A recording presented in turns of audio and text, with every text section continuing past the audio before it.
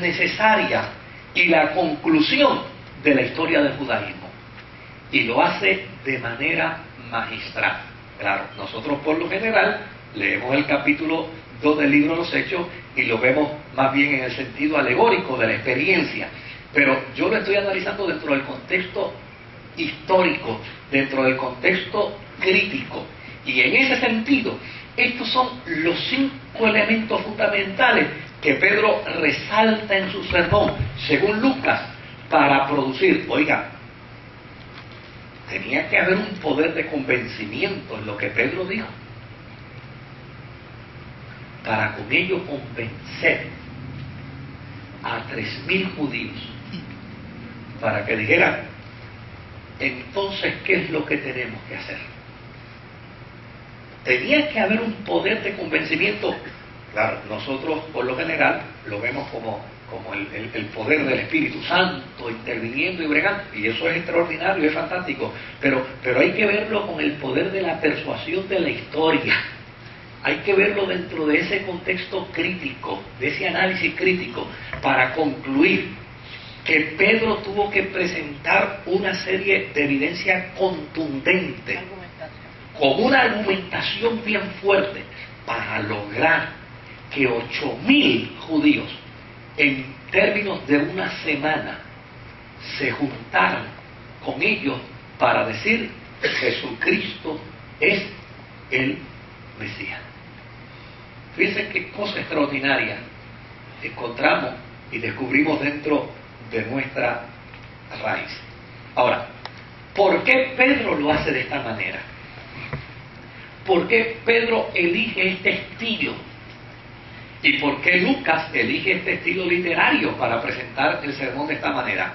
El judaísmo, como institución religiosa, se entiende como una religión de particularidad. ¿Cuál es la particularidad del judaísmo?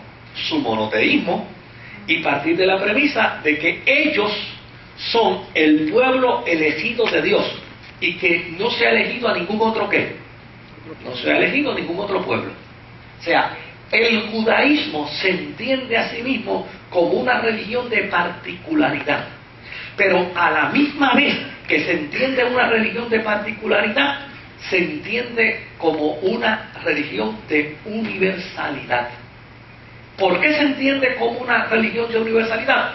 Porque los judíos saben que ellos son el pueblo escogido de Dios para hacer que todo el mundo reconozca que Dios es el único Dios.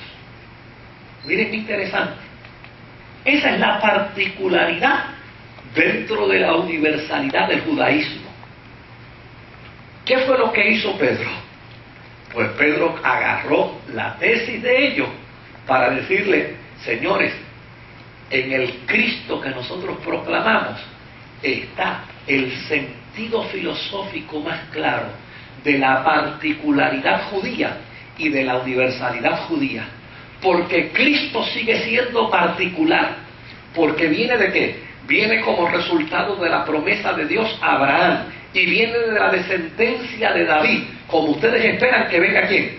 Que venga el Mesías. Y dentro de la universalidad, el propósito de Jesús es que todo el mundo reconozca que Él es el enviado de Dios.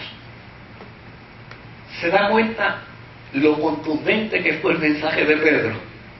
La fuerza que tenía ese mensaje. Desde luego, podemos pensar en él como el mensaje carismático, como el mensaje pentecostal, como el mensaje de unción. Le subió el ego a los judíos. Pero, desde luego, se mantuvo dentro del contexto, se mantuvo dentro de la historia, se mantuvo dentro de la concepción que el judío tenía de su fe, pero con ello logró convencer en una semana a 8.000 judíos que Jesús no era un asesino, que Jesús no era un delincuente, que Jesús no murió por ser impostor, Jesús murió porque era el Mesías. Oiga, y lo logró en el mismo barrio donde se creía que Jesús era delincuente. Porque por lo general nadie logra afirmar sus verdades en el mismo lugar donde se cría. Ahora, en Pentecostés esto se adoptó. Cuando digo en Pentecostés, hablo en la predicación de Pedro, ¿no? Jesucristo es la particularidad para crear a un pueblo en el mundo entero y con ello revelar la universalidad. A eso, desde luego, es que nos referimos cuando decimos que el cristianismo tiene sus bases dentro de ¿qué? Dentro del judaísmo. Ahora, para los primeros cristianos, esto es, para los cristianos de la primera generación, y aquí hay que volver de nuevo a hacer un paréntesis. Nosotros tenemos la tendencia de que cuando hablamos de los primeros cristianos, hablamos de los primeros cristianos como desde el primer siglo hasta el siglo XIV. Y pensamos que los primeros cristianos son del siglo I hasta el siglo XIV, hasta el momento del oscurantismo. No, hasta antes de Lutero, no. Cuando vamos a hablar aquí de los primeros cristianos, vamos a hablar de unos primeros cristianos que nunca supieron que fueron cristianos, que murieron creyendo que eran judíos. Fíjense qué interesante, porque los primeros cristianos jamás pensaron en que con su fe iban a crear una experiencia religiosa que los separara del judaísmo, sino todo lo contrario. Por esa razón, ¿dónde iban los primeros cristianos a predicar? A las sinagogas. ¿Y a qué se metían en la sinagoga? A probar que Jesús era el Mesías. Porque, desde luego, ellos entendían, de hecho, de ahí que sale el concepto judío mesiánico. Ellos entendían, precisamente, que esa era su función y esa era su responsabilidad. Por lo tanto, estos primeros judíos cristianos siguieron observando toda la Torá al pie de la letra. Por esa razón, tenían dificultades con aceptar a los gentiles posteriormente. Y no solamente tuvieron dificultad en aceptar a los gentiles, tuvieron dificultad en aceptar inclusive a los judíos helenistas. Porque los judíos helenistas siempre se siguió viendo como ciudadanos de segunda clase dentro de la estructura política judía. Claro, estos cristianos no tenían problemas en guardar la ley, simple y llanamente reconocían a Jesús como el Mesías. Y así fue como comenzó la historia del cristianismo.